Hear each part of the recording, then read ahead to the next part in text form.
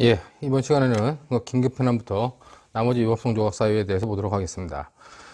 여러분들 보면 긴급피난 79페이지 나와 있는데 긴급피난 22조 1항, 2항, 3항 이렇게 규정되어 있죠. 그러니까 기본적으로 모든 정당방위 뿐 아니라 모든 위법성 조각 사유는 아까 여기 그렸던 것처럼 뭐 관련돼 가지고 어떤 뭐 요소가 있다 그랬을 때 객관적 정당화 요소, 그다음에 주관적 정당화 요소가 있다 보면 되고, 객관적 정당화 요소가 문제되는 게 어떤 상황에서 어떤 행위를 하고 상당한 이유가 있어야 된다, 이렇게 여러분들이 보면 되겠죠. 자, 그러면 긴급피난은 상황적 요소가 법조문에 있는 거죠. 똑같이 자기 또는 타인의 법익에 대한 현재의 위난 상황에서 피난 행위를 해야 되고, 상당한 이유를 논하는 데 있어 상당한 이유를 긴급피난은 굉장히 엄격하게 해석해요. 왜냐면은 정당방위는 부정 대 정의 관계인데 긴급피난은 정 대 정의 관계이죠. 나의 법익을 침해하고, 남의 법익을 부하고자 상대방의 정상적인 법익을 침해하기 때문에 정 대 정의 관계라고 보는 겁니다. 그렇기 때문에 상당한 이유를 인정하는 것도 굉장히 엄격하기 때문에 우리가 적이라 가지고 보충성의 원칙도 통과해야 되고 균형성의 원칙도 통과해야 된다. 그 다음에 이제 보균 적자주 적정성의 원칙도 통과해야 된다. 그런 내용들을 여러분들이 쭉 받으면 될 것 같습니다. 그렇기 때문에 우리가 아까 정당방위를 설명할 때는 자기 또는 타인의 법익할 때 이 법익이 개인적 법익에 한정한다 그랬어요. 즉 정당방위를 위법성 조각 사유를 인정하는 이유가 뭐냐, 정당화 근거에 자기 보호의 원리 때문에 그렇다 그랬습니다. 근데 긴급피난은 내 법익을 보호하고자 타인의 법익을 침해하는 거기 때문에 이와 관련돼 가지고는 이익형량의 원칙이 적용되는 것이지 개인 보호의 원칙은 적용되지 않는다는 겁니다. 그렇기 때문에 이익형량이 정당방위에 있어서의 기본적인 요건이다. 관련돼 가지고 개인 보호의 원칙이 적용되지 않기 때문에 이때는 이 법익은 뭐다? 이때는 사회적 법익, 개인적 법익, 사회적 법익, 국가적 법익이 다 가능하다. 침해 현재성 관련돼 가지고 정당방위보다도 엄격하게 해석한다는 거죠. 그리고 여기서 이 위난이라고 하는 개념 자체가 장래를 향한 개념이기 때문에 장래의 위난이 예상되는 경우까지도 이 현재성에 포함시키는 정당방위 현재성과 좀 넓게 해석한다. 그 다음에 이 위난 관련돼 가지고 위난은 자기 스스로 초래하는 경우도 충분히 가능하다라고 하는 것이 기본적인 이론의 입장이에요. 근데 피난행위 있어야 되고, 피난행위가 없으면 어떻게 해요? 그냥 위난 자기가 감수하면 돼. 그건 긴급 피난이 아니죠. 근데 반드시 피난행위가 있어야 되고, 여기 상당한 이유 관련돼 가지고 보충성, 최우수한성의 원칙이 당연히 인정돼야 되고, 그 다음에 최소침해 원칙이 균형성도 최소침해 원칙이 적용된다. 근데 균형성 관련돼 가지고 여기서 중요한 거는 이 균형성은 여러분들 교환해 보는 것처럼 거기 보면 상당한 이유 그래 가지고 정당방위에 비해서 엄격하게 해석하는데 보충성 당연히 있어야 되고 균형성 말할 때 이 균형성은 보호되는 이익과 침해되는 이익이 있을 때 이 이익은 반드시 커야 된다는 겁니다. 보호되는 이익이 반드시 침해되는 이익보다 커야지 이런 경우, 같은 경우 되냐? 이 경우는 안 된다는 거예요. 이것이 이제 의무의 충돌과의 차이점이죠. 의무의 충돌은 최소한 보호되는 이익이 침해되는 이익보다 같거나 크거나 같아야 되는데 긴급피난에서는 이런 경우는 안 된다. 이런 경우는 안 된다는 거. 균형성이 관련돼 가지고 보호 이익이 반드시 커야 된다. 왜? 내 정상적인 이익을 보호하고자 상대방의 이익을 침해하는데 최소한 침해되는 상대방의 이익보다 보호되는 내 이익이 커야 된다는 거죠. 그런 의미에서 균형성이 포함된다. 적정성 원칙이 있다. 그렇게 보면 되고, 그 다음에 이제 긴급피난 관련돼 가지고 긴급피난을 못할 수 있는 경우가 있어요. 우리가 이제 정당방위 사회적 제한이라고 하는데 이 부분은 상황과 행위, 상당한 이유 관련돼 가지고 여기다 포함시키느냐 아니면 따로 보느냐 견해가 있는데, 이거 제가 이제 포함시켜 본다면 결론돼 가지고 제한되는 경우가 뭐냐? 제한되는 경우가 22조죠. 22조 2항에 보면 긴급피난 관련돼 가지고 위난을 피할 수 없는 행위자들은 뭐다? 그런 사람들은 정당방위가 제한된다는 겁니다. 그렇기 때문에 거기 22조 2항에 보면 위난을 피하지 못할 책임 있는 자에 대해서는 정당방위 관련된 이런 것들을 적용하지 않는다는 거죠. 아니, 긴급피난 관련된 이런 것들을 적용하지 않는다. 그럼 여기서 위난을 피하지 못할 책임자가 누구냐? 군경이죠. 소방관, 군인, 경찰, 소방관 이런 사람들은 위난 상황이라고 맨날 피난해버리면 어떻게 긴급피난 해버리면 그런 위난을 극복할 수가 없기 때문에 그런 사람들에 대해서는 긴급피난을 제한한다는 겁니다. 그러나 그런 사람들이라 할지라도 원칙적으로 제한되는 거고 만약 소방관이 불 끌어 들어가는데 갑자기 자기 머리 위로 불의 기둥이 떨어져요. 그때 옆에 이 현장에 있던 비싼 물건으로 그걸 막아가지고 막아냈다. 그럼 그런 경우에는 긴급피난을 허용할 수 있다는 겁니다. 뭐 그런 내용들을 여러분들이 다 봤으리라 생각되고 주관적 정당화에서 필요하다. 그렇게 여러분들이 보면 될 것 같아요. 긴급피난 관련돼 가지고는 긴급피난은 정대 정예 관계로서 내 법익을 보호하고자 상대방의 법익을 침해하는 거기 때문에 굉장히 엄격하게 해석하는 것뿐만 아니라 실제 판례에서도 잘 인정하지 않습니다. 그래서 그런지 기출문제도 변호사 시험, 본시험이라든가 모의고사에 거의 나오지 않았지만 이 정도의 긴급피난 관련된 상황 등이 있다는 건 여러분들이 잘 이해돼야 될 것 같아요. 단 하나 중요한 거는 이제 법조문을 볼 때 아까 법조문이 22조 1항은 뭐예요? 이건 긴급피난입니다. 긴급피난이기 때문에 구속영권에 해당하고 위법성이 조각돼요. 자, 이건 뭐예요? 긴급피난의 제한이에요. 그렇기 때문에 이 제한이기 때문에 위난을 피할 수 없는 사람들은 긴급피난이 적용되지 않는다는 겁니다. 자, 이 사망이 뭡니까? 사망이 과잉 긴급피난이죠. 자, 과잉 긴급피난 관련돼 가지고 어떻게 됐습니까? 과잉 피난 관련돼 가지고 이 과잉 긴급피난 관련돼 가지고는 21조 2항 사망이 준용돼요. 즉 정당방위에서 아까 우리 정당방위에서 봤던 건데 21조 1항 정당방위, 21조 2항 과잉방위, 21조 3항 과잉방위 중에서 심리적 불안 상태에 의한 과잉방위였어요. 그 2항과 3항이 22조 3항에 의해서 같이 적용된다는 겁니다. 같이 준용된다는 거죠. 그렇기 때문에 교환을 보는 것처럼 피난행위가 정도를 초과한 경우, 상당성을 초과한 경우를 우리가 과잉피난이라고 위법성이 인정되지만 책임이 없거나 조각되는 임의적 감경인 경우, 임의적 감면인 경우는 22조 3항에 의해서 임의적 감면인 경우와 그 다음에 책임이 없어가지고 불벌한 경우, 그 경우를 다 인정한다. 그런 의미로 여러분들이 그 법조문 자체는 약간 다르다. 다르다는 건 이제 내용은 똑같은데 준용 규정 때문에 근거 규정이 달라진다. 이 정도만 여러분들이 봐두시면 될 것 같습니다. 자, 다음으로 이제 자구행위를 보면은 자구행위도 거의 이틀에 따라 움직이죠. 자, 여러분들 교환 보면 자구행위를 가지고 법정 절차에 의하여 청구권을 보존하기 불능한 경우에 그 청구권의 실행 불능 또는 현저한 실행 곤란을 피하기 위한 행위는 상당한 이유가 있는 때는 벌어지지 않아야 한다. 그래가지고 뭐 전항의 행위가 정도를 초과한 때, 즉 과잉 자구 행위일 때는 정황에 의하여 형을 감경 또는 면제할 수 있다. 임의적 감면만 있다는 겁니다. 자, 이와 관련돼 가지고 여기서 법조문을 그대로 쓰면 돼요. 자, 상황은 어떤 상황이에요? 법정 절차에 의해서 청구권 보존에 법정 절차에 청구권을 보존하기 불가능한 상황.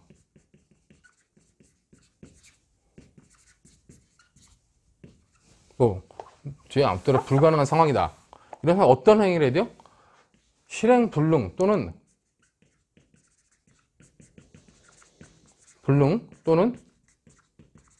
실행 곤란을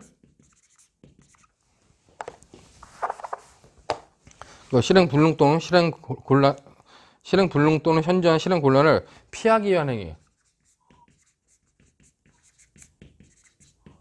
이런 행위를 갖추고 이런 상당한 이유가 있어야 된다는 겁니다. 자, 여러분들 교환 79페이지, 80페이지 넘어가면은 결국 법정 절차라는 건 뭐냐? 꼭 민사 절차뿐만 아니라 여러 가지 모든 법정 절차를 말한다는 거죠. 근데 청구 가능한 청구권만을 말한다. 뭐 불가능 여부는 이렇게 보고 그런 상황에서 청구권의 실행 불능, 실행 곤란을 피하기 위한 행위다. 이런 행위가 있어야 되고 상당성은 보충성, 균형성, 적절성이 요구된다 했을 때 보충성이 0이 들어와야 되냐 안 들어와야 되냐에 대해서 이건 필요 없다는 견해도 있어요. 그렇기 때문에 이건 필요 없고 뭐 이렇게 본다, 이렇게 두 가지만 있으면 된다는 견해도 있는데 이렇게 보나 세 개 다 필요하다는 견해를 보나 별 차이는 없다는 겁니다. 왜냐면은 보충성이 필요 없다는 것은 결국 이 보충성이라고 하는 것은 이 요건에 들어온다는 거예요. 위의 요건에. 이미 법정 절차에서 청구권을 보존하기 불가능한 상황이라고 하는 것이 이 마지막 최후 수단으로 수밖에 남을 수 없는 상황이다. 보충성이라고 하는 것은 여기 요건에 있기 때문에 따로 언급할 필요가 없다 그러는 겁니다.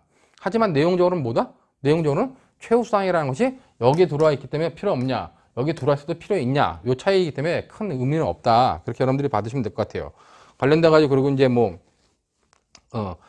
균형성도 요구되지, 균형성 관련돼 가지고는 균형성 보충성이 필요하다 하다. 그럼 균형성 관련돼 가지고는 꼭 인정되냐?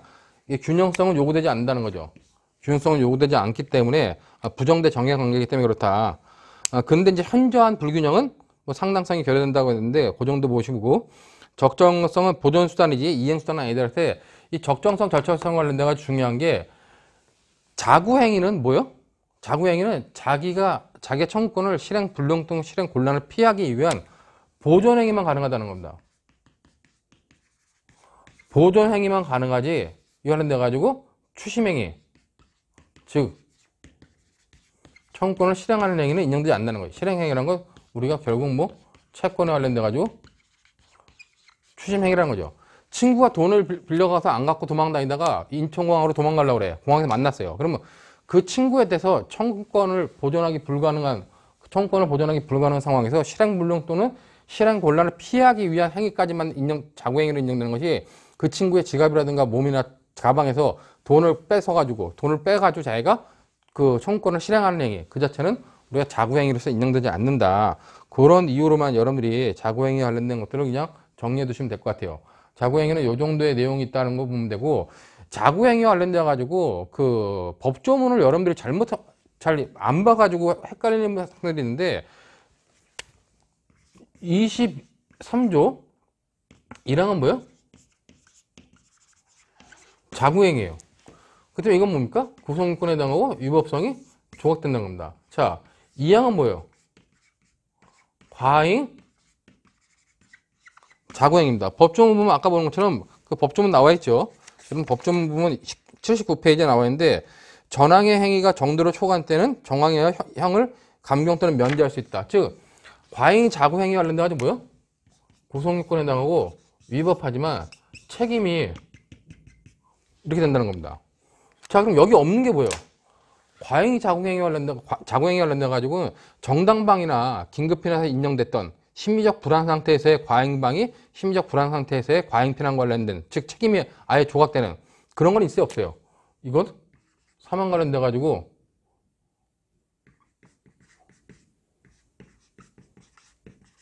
과잉 자구행위 중 심리적 불안 상태에 의한 과잉 자구행위, 즉 구성권에 해당하고 위법하지만 책임이 조각되는, 즉 이건 있습니까? 이건 없다는 겁니다. 자구행위예요. 법조문을 보면 쉽게 알 수 있는 부분이죠. 그렇기 때문에 심리적 불안 상태에서의 어떤 정당방위라든가 심리적 불안 상태에서의 과잉방위라든가 심리적 불안 상태에서의 과잉편안이 인정되지만 심리적 불안 상태에서의 과잉 자구행위는 없다는 거. 법조문을 그냥 읽으면 다 알 수 있는 문제인데 의외로 학생들이 이 부분을 객관식에서 잘 놓친다는 겁니다. 그렇기 때문에 이 부분도 여러분들이 잘 봐두시기 바라겠어요. 출제 들어가가지고 객관식용으로 잘 내죠. 법조문을 잘 알고 있는지. 근데 의외로 틀리는 학생들이 많더라. 그런 정도만 여러분들이 좀 봐두시면서 이런 내용이 있다는 걸 봐두시면 될 것 같습니다. 자, 그러면 이제 뭐 기출문제 관련돼 가지고 모의 시험에는 뭐 거의 안 나왔는데, 뭐 변호사 시험에 나왔던 기출문제 하나를 보면은 결국 뭐냐, 이 부분은 여기 관련된 겁니다. 추심행위 관련돼 가지고 자기가 돈을 받을 권리가 있는데 돈을 갖다가 받아냈어요. 자구행위로서 인정되겠느냐? 인정되지 않는다는 겁니다. 실행행위, 청구권을 직접적으로 실행하거나 그걸 추심하는 행위는 자구행위로서 인정되지 않는다. 그렇기 때문에 여러분들 거기 보는 것처럼 뭐 17년도 변시에 나왔던 부분인데, 취기가 오른 어른 새벽에 택시를 타고 귀가했으나, 이게 자주 봤던 거죠. 그 보증인적 지위가 인정되겠느냐, 뭐 계약에 의한 보증인적 지위가 인정되겠냐 관련돼 가지고 하여튼 그 사례였는데, 갑은 만취하여 의식을 잃은 채 술집 소파에서 잠들어 버렸는데 술집 사장 정은 갑의 주머니에서 현금 200만 원을 발견하고 술값 100만 원을 꺼내 가졌습니다. 그러니까 갑이라는 손님이 술을 많이 먹고 100만 원어치 먹고 이제 잠들어 버렸어요. 그랬더니 술집 사장이 그 사람의 주머니에서 현금 200만 원을 꺼내가지고 발견하고 100만 원을 자기가 가졌다, 술값으로. 그것이 과연 자구행위에 해당할 수 있겠느냐 하는 것이 논란이 된다는 거죠. 그 쟁점을 보면은 뭐 우선 정은 술값 채권 100만 원을 실현하기 위하여 갑의 주머니에서 임의로 100만 원을 꺼내 가졌는데 우선 절도죄에서 불법 영득 의사가 인정되는지가 문제되고 그다음에 위법성 조각 사유로서 자구행위가 인정될 수 있는지 여부가 문제된다고 보면 되는 겁니다. 자, 절도죄의 불법 영득 의사 인정 여부 그래가지고 뭐 학설은 영득의 불법설, 절취의 불법설, 즉 수단의 불법설이 대립이 있다는데 판례는 보다 절취의 불법설, 수단의 불법설이 판례 입장이고 그것이 타당하다 그랬습니다. 뭐 강론 시간에 여러분들이 배웠다면 충분히 알 수 있을 거고 나중에 이제 우리가 강론 가가지고 뭐 형법 연습증에도 이 불법 영득 의사에 관련된 부분을 할 때 보면은 여러분들이 영득의 불법, 수단의 불법설의 대립이 있지만 다수설은 영득의 불법설이지만 판례는 수단의 불법설이다. 수단의 불법설이 타당해요. 그걸로 정리하시는 게 맞습니다. 그리고 그렇게 정리해야지 4반 쓰기도 훨씬 편리하다는 거죠. 그렇기 때문에 관련돼 가지고 그런 부분은 나중에 보고 결국 이와 관련돼 여기는 그냥 뭐 어떤 학설에 의하든 불법 영득 의사를 인정할 수 있을 것이다. 그렇기 때문에 절도죄의 구성요건에 해당한다는 얘기입니다. 그러니까 여기서 중요한 거는 정이라고 하는 그 술집 사장은 100만 원을 가져가는 게 절도죄의 구성요건에 해당할 수 있다는 거예요. 근데 그럼 자구행위로서 위법성이 조각되겠냐 그랬을 때 자구행위로서 위법성이 조각되기는 않는다. 이유는 뭐다? 자구행위 관련돼 가지고 뭐 이런 상황이 다 인정되더라도 최하 여기서 말하는 이 적정성에서 말하는 실행행위는 인정되지 않는다.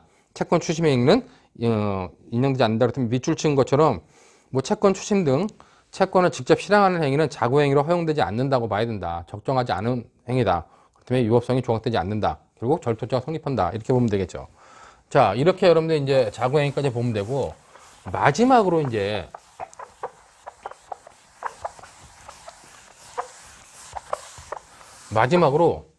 피해자의 승낙이 있어요.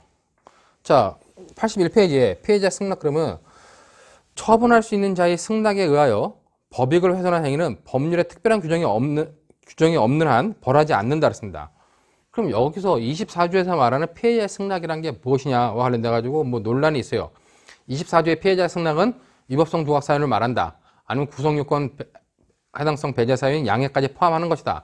여러 가지 논의가 있는데 그냥 여러분들은 뭐 사례 문제를 푸는 데 있어서는 24조는 그냥 우리가 일반적으로 위법성 조각 사유를 인정한다. 그 정도로만 봐두시면 될 것 같습니다. 그러면 우리가 구성요건 해당성을 배제하는 상대방의 동의가 있을 때 구성요건 해당성을 배제하는 것을 양해라 그러죠. 그 다음에 상대방의 동의가 있을 때 위법성을 조각하는 것을 우리가 피해자 승낙이라고 합니다. 양해와 승낙에 대해서는 여러분들이 양해는 구성권 배제 사유, 승낙은 위법성 조각 사유라고 이해하고 있으면 돼요. 근데 의외로 질문을 받아보니까 뭐 양해와 승낙 관련돼 가지고 그 기본적인 내용도 알고 있고 양해는 뭐 하자 있는 의사에 의하더라도 별 문제가 없다. 그러나 피해자 승낙은 하자 있는 의사에 의하면 안 된다. 그런 내용까지 여러분 잘 이해하고 있습니다. 근데 실질적으로 양해와 그 승낙을 어떻게 구별하냐 이거를 갖다 여러분들이 많이 헷갈려 하는 것 같더라고요. 어떤 경우는 양해고 어떤 경우는 승낙이냐 그와 관련돼 가지고 뭐 1학기에도 질문을 많이 받았는데 간단하게 정리했습니다. 박스에다가. 그러니까 쉽게 보면 다수의 학설은 양해와 승낙을 구별할 때 이렇게 봐요. 거기 첫 번째 문장에 나오는 것처럼 오로지 피해자의 의사에 반하는 거, 오로지 피해자의 의사만 반하고 어떤 사회적인 문제와 연관이 있지 않은 거, 그 피해자 의사와 무관한 다른 가치와 연결되지 않은 것이다. 그럴 땐 양해로 보는 겁니다.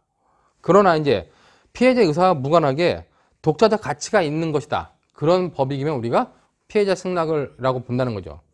그렇게 보는 견해가 일반적인 다수적인 견해고 그걸 좀 더 구체화하면은 이 승낙하는 것 자체가 법익 주체의 자율적 처분권에만 맡겨져 있는 경우 그런 경우는 양해라는 겁니다. 내가 처분할 수 있어 순수하게 사회적으로 아무 가치가 있는 것이 아니라 순수하게 내가 그냥 완전히 100% 처분할 수 있어. 그럼 양해라는 거예요. 그러나 자율적으로 처분하는 것뿐만 아니라 사회적인 차원에서 어떤 의미가 있는 법이겠다. 그럴 때는 승낙으로 본다는 거죠. 그러니까 그런 기준에 의해서 뭐 명확하게 다수설이 있다 없다, 통설이 있다 없다 하긴 하지만 제가 볼 때 이 정도가 다수설적 입장이지 않은가. 그렇기 때문에 순수한 피해자의 의사에만 연결된 거 아니면 다른 가치와 연결된 거로 나눠가지고 양해와 승낙으로 본다. 그다음에 오로지 그 피해자한테 자율적 처분권만 맡겨져 있는 거 아니면 자율적 처분권 이외에 사회적 차원에서의 의미가 있는 법이냐에 따라 가지고 양해와 승낙으로 나눠준다. 이 정도로 보면서 여러분들이 그 구분을 해두시면 될 것 같습니다. 자, 그 다음에 이제 피해자의 승낙과 관련돼가지고 문제 되는 것 중에 하나가, 자, 그러면은, 자, 상황은 어떤 상황이냐? 그럼 이 상황에 다 끼워 맞추면 된다 그랬잖아요. 근데 여태까지 법조문은 21조, 22조, 23조는 다 여기서 끼워 맞출 수 있게끔 구성되어 있어요. 근데 피해자 승낙은 그것과 관련돼가지고 약간 다른 점이 있기 때문에 어떻게 해야 되냐 했을 때 결국 이 상황적 요건은 뭐다? 상황적 요건은 여러분 교합하는 것처럼 당해 법익을, 즉,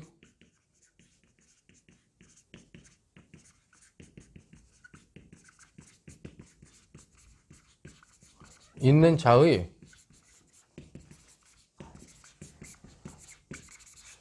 자, 법익을 처분할 수 있는 자의 유효한 승낙이 있어요. 그 유효한 승낙에 의해서 어떤 행위가 돼요? 법익을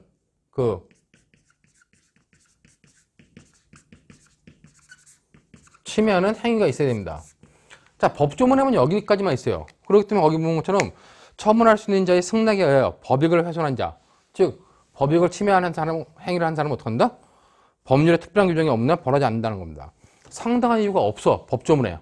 그럼 정당방위 긴급피난 자구행위는 상당한 이유가 상당성을 필요로 하는데 긴급피난 필요로 하지 않느냐와 관련된 논란이 있는데 여기도 상당한 이유가 있어야 된다고 보는 겁니다. 즉 여기서의 상당한 이유는 뭐다? 여러분들 거기 보는 것처럼 뒷페이지 보는 것처럼 상당한 이유라 상당성이라는 건 상당한 이유, 상당성이라고 하는 것은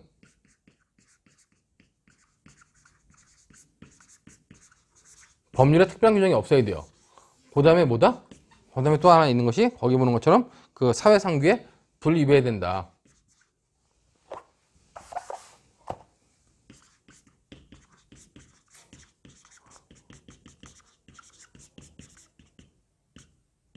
불위배라고 하는 두 가지 요건이 필요하다는 게 일반적인 해석문의 입장이라는 겁니다. 왜냐하면은 자 우리가 정당방위군 긴급피난이 뭘 때 물어요? 자 이게 위법성 조각사유예요. 위법성 조각사유 20조에 나와 있는데 20조에 나와 있는 거 법령의 현행이 업무로 현행이 사회상규에 반하지 않는다. 위법성 조각사유를 이루고 있는 큰 틀은 뭐다? 사회상규에 반하지 않는 행위라는 거예요. 즉 사회상규의 불위배 행위라는 겁니다. 여기에는 어떤 것이 대표적이 있다? 21조 정당방위, 20조 긴급피난, 23조 자구행위, 24조 피해자 승낙, 그 다음에 법령에 의한 행위, 업무로 인한 행위 이런 것들이 다 있다는 거예요. 자 그렇기 때문에 실제로 법조문에 있는 것뿐만 아니라 법조문에 없는 24조를 할지라도 뭐다? 사회상규에 위배되지 않는 이 행위라고 하는 큰 틀은 바로 있어야 된다는 겁니다. 그렇기 때문에 여기서 상당한 이유, 상당성이라고 하는 것은 법률에 특별한 규정이 없는 것뿐만 아니라 사회상규에 위배되지 않는 행위이지만 위법성 조각사유로서 인정할 수 있다는 겁니다. 그렇기 때문에 피해자의 승낙 관련돼 가지고는 이 정도의 내용들, 즉 피해자 승낙 관련돼 가지고는 이 정도의 내용들이 반드시 필요하다. 그리고 관련돼 가지고 보고 여기서 법익을 처분할 수 있는 자, 이 법익이라는 건 뭐예요? 처분 가능한 법익이겠죠. 그렇기 때문에 개인적 법익에 한정한다는 겁니다.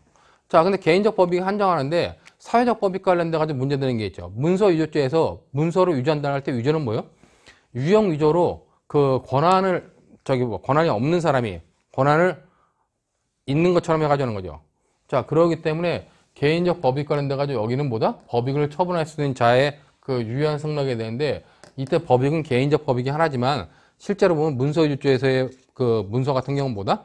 뭐 양해로서 피해자 승낙은 아니지만 양해로서 인정될 수도 있다 하는 정도까지 여러분들이 받으면 될 것 같습니다. 그 다음에 이제 처분 가능한 법익이 되고 승낙은 무슨 승낙이에요? 유효한 승낙이 된다는 겁니다. 이 유효한 승낙과 관련돼 가지고 결국 이 유효한 승낙의 전제 조건은 상대방한테 설명 의무가 있다면 그 설명 의무가 정확하고 진지한 설명 의무를 전제로 한 승낙만 유효한 승낙이지 상대방의 설명이 잘못됐거나 아니면 진지하지 않았을 때 어떻게 해요? 나의 승낙은 유효하지 않다는 겁니다. 이 부분과 관련된 게 뭐예요? 이게 부분과 관련된 게 그 자궁적출 사건 이제 판례와 관련돼 가지고 근데 판례는 이와 관련돼 가지고 의사의 치료 행위를 그 전까지는 정당 행위로 보다가 이때부터 피해자의 승낙에 의한 행위로 봤다는 겁니다. 그렇기 때문에 유효한 승낙이냐 아니냐 관련돼 가지고 여러분들이 관심 있게 봐야 되는 판례는 그 자궁적출 사건 관련된 판례를 잘 봐둬야 된다는 거죠. 자, 이런 유효한 승낙이 있어야 되는데 최근 들어 가지고 제가 이제 아마 그 인과관계와 객관적 귀속할 때 그 객관적 귀속과 관련돼 가지고 그 객관적 귀속의 척도 중에서 뭐 객관적 예견 가능성 이외에 합법적 대체 행위 이론, 그다음에 뭐 주의무 위반 관련성 이론, 그다음에 규범의 보호 목적 범위 이론을 했는데 그 합법적 대체 행위 이론 관련돼 가지고 의료 과실 문제가 그 의료 사고가 많이 거기에 이제 해당한다 그랬어요. 관련돼 가지고 그 의료 사고 관련된 문제를 보면서 여러분들한테 내가 꼭 봐두라 했던 것이 중에 하나가 거기 봉침 사례를 설명했었죠. 그러니까 기본적으로 할로테인 마친 사건과 봉침 사례를 이렇게 판례는 그렇게 봤는데 그 봉침 사건에 대해서는 그거는 인과관계와 객관적 귀속에서 객관적 귀속 문제, 합법적 대체행위 이론, 주의무 위반 관련성 이론이 아니다는 견해도 있어요. 그 아니다는 견해는 뭐냐면은 그때 그 견해는 거기서는 봉침 사건에서는 상대방이 만약에 봉침에 관련된 알러지 검사를 했더라도 뭐다? 상대방이 허락했을 것이다. 그 시술을 허락했을 것이다. 라고 해가지고 결국 그것은 유효한 승낙에서 가정적 승낙을, 가상적 승낙을 갖다가 대법원이 이것으로 봐야 될 문제인데 대법원이 인과관계와 객관적 귀속 문제로 봤다. 그래서 실제로는 여기서 유효한 승낙이냐 아니냐, 가상적 승낙은 유효한 승낙이 아니다. 라고 하는 그런 부분에 관련된 논점이다. 라고 하는 견해도 있습니다. 그렇기 때문에 봉침 사건 관련돼 가지고는 여기도 연결되고 거기도 연결될 수 있기 때문에 어디서 연결돼서 시험이 나오기는 애매하지만은 그때 말했던 할로텐 마취 사건은 그 합법적 대체 행위 이론 관련돼 가지고 반드시 중요한 부분이니까 그 부분은 잘 이해해두라는 얘기입니다. 자, 이 정도로 해가지고 이제 피해자 승낙 관련돼 가지고 이렇게 처분할 수 있는 법이 유효한 승낙이 있어야 되고, 그 다음에 그 법률의 특별한 규정이 없앤다는 겁니다. 법률의 특별한 규정이 어떻게 해요? 피해자 승낙이 있더라도 처벌한다. 촉탁 승낙에 의한 살인죄 같은 경우. 그런 경우는 이제 위법성이 위법되지 않는다는 거죠. 그 다음에 이제 사회상규에 위배되지 말아야 된다 하는 요런 행위까지, 요런 요건까지가 필요하다 하는 정도로만 여러분들이 봐두시면 될 것 같습니다. 자, 그럼 피해자의 승낙 관련된 과잉보호 승낙 이런 건 없죠. 그렇기 때문에 법 좀 이렇게 보시면 되고, 이거 관련돼 가지고 기출문제 보시면 변호사 시험에 나왔는데, 그 변호사 시험 보면 2012년도 1회 변시 2문에 나왔던 거죠. 거기 보면은 미추측 부분만 보겠습니다. 교통사고를 가장해서 보험금을 청구해 보려고 했는데 갑이 차마 더 이상 못하겠다고 해서 포기했다. 갑이 스스로 보험에 가입했고 갑이 승낙하여 상해를 가한 거다. 자, 이거 관련돼 가지고 이 문제 관련돼 갑과 을 사이에서 얘가 일로 상해를 가했어요. 근데 상해를 가했는데 얘는 교통사고를 빙자해서 보험금을 타가지고 돈을 갚겠다. 가지고 이 상해하는 거, 교통사고처럼 상해하는 것에서 얘가 승낙을 했습니다. 이 승낙이 피해자 승낙으로 유효하다면 뭐예요? 상해행위는 위법성이 조각되겠죠. 근데 이 승낙이 이 요건 중에서 특히 이 승낙한 이유가 뭡니까? 보험금을 편취할 목적, 즉 보험 사기를 칠 목적이기 때문에 사회상규에 위배되냐 위배되지 않느냐 하는 것이 문제가 된 케이스였습니다. 그렇기 때문에 이 승낙은 나중에 사회상규에 위배되는 행위로서 유효한 승낙이라 볼 수 없기 때문에 그때는 위법성을 조각시킬 수 없다라고 하는 것이 기본적으로 그 판례 해설의 입장이었습니다. 그렇기 때문에 83페이지 보시면은 거기 보는 것처럼 쟁점 그려가지고 갑의 경우 관련돼 가지고 쭉 쟁점되는 문제들, 을에 관련돼가 쟁점되는 문제들이 나오는데 을과 관련돼 가지고는 이 을이 상해한 부분 관련돼 가지고는 갑의 승낙을 받아 갑을 상해한 행위에 대해서는 상해죄에 대해 승낙에 의한 위법성이 조각된지가 문제된다. 그렇기 때문에 이제 관련돼 가지고 을에 관련돼 가지고 갑에 대한 상해죄 성립 여부라는 쟁점 밑에 이제 나오는데 위법성이 조각되는지 관련돼 가지고 조각되지 않는다. 사회상규에 위배돼 가지고 조각되지 않는다. 그렇게 여러분들이 봐두시면 될 것 같습니다. 요 정도로 이제 피해자 승낙 관련된 문제가 나왔고, 모의 시험에는 거의 특별하게 지출된 부분은 없는 것 같아요. 이 정도로 해가지고 우리가 기본적으로 위법성 조각 사유의 개별적 위법성 조각 사유, 즉 정당방위, 긴급피난, 자구행위, 그다음에 피해자 승낙까지 살펴봤습니다. 자, 마지막으로 보는 것은 이제 우리가 정당행위죠. 자, 정당행위는 우리가 20조에 정당행위가 있는데 정당행위는 결국 법령에 의한 행위, 그 다음에 업무로 인한 행위, 그 다음에 사회상규 불위배 행위, 즉 사회상규에 위배되지 않는 행위라고 하는 세 가지 요건이 있는데 이 세 가지 요건 중에서 핵심은 뭐다? 사회상규에 위배되지 않는 행위다라고 하는 이것이 핵심이라는 거죠. 자, 그러기 때문에 뭐 법령에 의한 거는 법에 있는 거고 업무로 인한 행위의 대표적인 것은 이제 변호사의 뭐 변호행위라든가 성직자의 행위 같은 경우는 업무로 인한 행위에서 위법성이 조각될 수 있다. 그런 거 관련돼 가지고 뭐 여기서 말하는 이 조건들이 뭐 정당의 요건들이 법령에 의한 거, 업무로 인한 거, 사회상규의 불위배행위라고 나오지만 병렬적으로 나오지만 실제로 첫 번째, 두 번째는 이 사회상규 불위배행위의 어떤 그 예시일 뿐이다. 그렇지만 아까 그랬던 동그라미처럼 전체는 사회상규에 반하지 않는 행위. 그 다음에 정당방위, 긴급피난, 자구행위, 피해자성난, 법령에 의한 행위, 업무로 인한 행위 이런 것들도 다 이 사회상규 분리행위의 하나의 예시일 뿐이다. 그런 의미로만 여러분들이 봐두시면 될 것 같아요. 자, 이거 관련돼 가지고 그럼 사회상규에 위배되는 행위냐, 위배되지 않는 행위냐를 판단하는 기준이 있느냐 관련돼 기준은 판례가 대부분 제시를 해요. 근데 굉장히 좀 어렵습니다.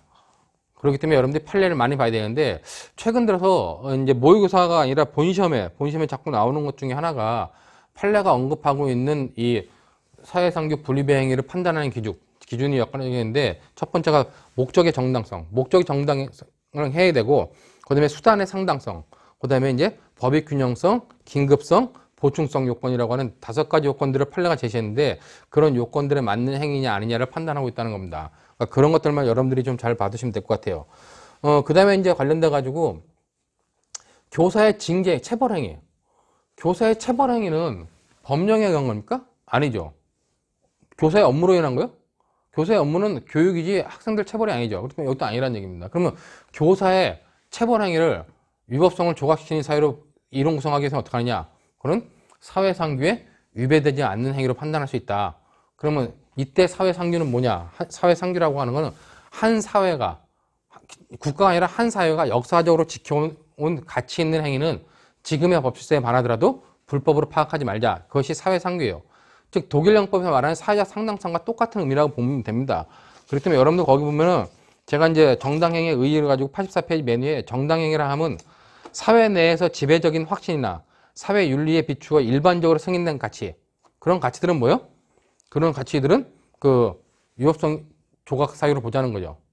자, 그런 가치 있는 행위들을 멋있게 쓸 때 사회 내에서의 지배적인 확신이랑 사회 윤리에 비추어 일반적으로 승인된 가치라고 하는데 사회적 상당성과 같은 의미로 보면 된다는 겁니다. 즉, 한 사회가 역사적으로 지켜온 가치 있는 행위. 역사적으로 쭉 우리 사회에서는 이걸 가치 있는 행위로 봤어. 가치 있는 핵심에서 일반적으로 승인된 가치죠. 그렇다면 그것이 법질서에 위반된다라도 그거는 우리가 지금 위법성을 조각하는 사유로 보자는 겁니다. 그런 의미로 여러분 보면 되고, 이것 관련돼 가지고 이제 뭐 올해 2020년도 변시, 올해 이제 20년도 변시에 잠깐 관련된 문제가 나왔었고 16년도 변시에도 뭐 비슷한 문제가 나왔었습니다. 올해 변시를 보면은 1번 그 일문 첫 번째 사례에서 보면은 고등학교 체육교사인 갑이 학생 A와 B가 말다툼하는 것을 발견하고 다가가 훈계하자 A가 이 아저씨는 누군데 간섭이야 라고 말했고 화가 난 갑은 A에게 10여 명의 학생이 지켜보는 가운데 배워먹지 못한 이 싸가지 없는 것 망할년이라고 소리를 지르며 들고 있던 종이 수첩으로 A의 머리를 때렸습니다. 그 후 A의 아버지 C는 갑을 경찰에 고소하고 그 학교장에게 갑의 파면을 요구했고 갑은 결국 사직서를 제출했어요. 그 사례에 이래서 갑의 재책 그랬는데 갑의 재책은 갑은 기본적으로 그 싸우고 있는 학생들한테 훈계했더니 학생들이 뭐라 그러니까 그 갑이라는 교사는 학생들을 어떻게 했어요? 우선 학생들을 여러 명인데서 욕설을 했죠. 경멸의 감정을 표시했죠. 배워먹지 못한 뭐 하려니다 이렇게 했기 때문에 모욕죄의 구성권에 해당하는 행위를 했고 그 다음에 종이수첩으로 A의 머리를 때렸기 때문에 폭행죄의 구성권에 해당할 수 있다는 겁니다. 그럼 이런 행위, 교사의 훈계 행위라든가 그 싸우는 학생들 그 길거리에서 싸우는 그 말다툼하는 학생들에 대한 훈계 행위와 관련돼 가지고 업무 이런 인항이 법령에 하지만 저는 사회상규에 위배되지 않는 행위를 볼 수 있지 않겠느냐. 그다음에 그 폭행 행위, 교사가 학생들을 체벌했는데 그와 관련돼 가지고도 여기에 해당할 수 있지 않겠느냐 하는 그런 기준점들을 여러분들이 찾아야 된다는 겁니다. 먼저 갑의 행위와 관련돼 가지고는 욕설을 한 건 모욕죄에 해당할 수 있다는 거죠.